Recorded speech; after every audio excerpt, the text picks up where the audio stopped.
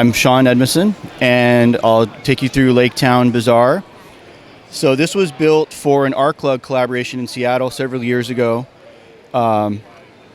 We all built sections that connected together with this kind of standard water that was basically a brick plus a plate or a brick plus a tile.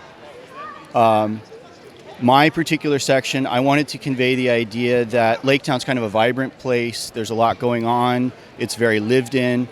And so I figured what better way to do that than to have a bazaar or kind of a little craft area where people are selling and buying. And so basically, if you start from the front of the build, you've got the docks with some longshoremen bringing stuff up off the boats. They've got some barrels. We can kind of speculate as to what's in them. Got some chests of stuff.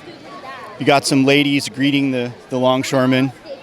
And then that kind of transitions directly into a market area where there are some vendors selling fruits, vegetables, seafood, fish. The back of the mock, you have some weapons vendors. They've got their wares all set out to show people. The back part of the mock is a tavern, so you've got some customers there. You've got a couple of the Lake-town guards getting their snack on. Because why not? And then that comes down back to the front corner where you've got a silk merchant. So he's selling his wares. He's got various fabrics and stuff. And overall, I wanted it to just kind of have that sense of being very lived in, some disrepair on some of the railing and a lot of the decking itself is actually kind of torn up because, it's not pristine. It's been there a while. Right, I love how you achieved that effect overall. I noticed the main kind of walking area is built up off the water. How did you achieve that? What did you use to build that up? Basically, it's just a brick in the water, and so most of those I made green, just kind of with the idea that they might have algae and moss and stuff on them. And then another 3 bricks stacked, and then roughly that. I mean, it varies a little bit throughout. And there are a few places where actually the decking is collapsed and you can see down to a pillar with some snow on it and stuff. But basically I just kind of created a semi-regular pattern for where the pilings would be and then just built over those because I figured that's roughly how something like this would actually be anchored. So. Sure, and I really like your tavern building here. What are some of the cool techniques you used in there? Do you like doing that sort of architecture, this type of building? Yeah, some of the things I liked about it, I wanted to do some of the standard roof, and so you see some of the normal slope technique.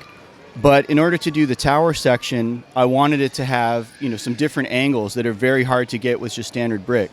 And so I used some of the like bar connectors, then turned down with various slope pieces and wedge pieces, and then some snow on top to just kind of tie it all together. It's actually designed in such a way that the floors lift off, but I hesitate to do that now for fear of dropping something or having it spill everywhere. But it's designed as a bottom floor with patrons eating, a middle floor with some bedroom space and folks can be staying in the inn. The upper floor you have kind of a little lookout, some folks looking out over the deck. And then the very top floor is kind of the VIP section where the Lake-town guards are enjoying themselves. Okay. And then there's a little lookout tower so that somebody could be kind of looking out over the lake to see whether anything's approaching, good, bad, maybe a particular red dragon of some repute. So. Yes, and I love the minifigs you've involved in here. Can you point out kind of what some of those are from or any maybe custom combinations you made there? Yeah, quite a few of them are... Welcome to Cascade 2017. Nice. A lot of them are just complete, fig barf, just pulling stuff out of my collections. What I did try to do, though, I tried to use some pieces that were kind of indicative of different cultures. So this is kind of a Mongolian style hat. There are some hats here, some third-party like brick forge hats to kind of give sort of a more Middle Eastern or maybe Turkish feel almost.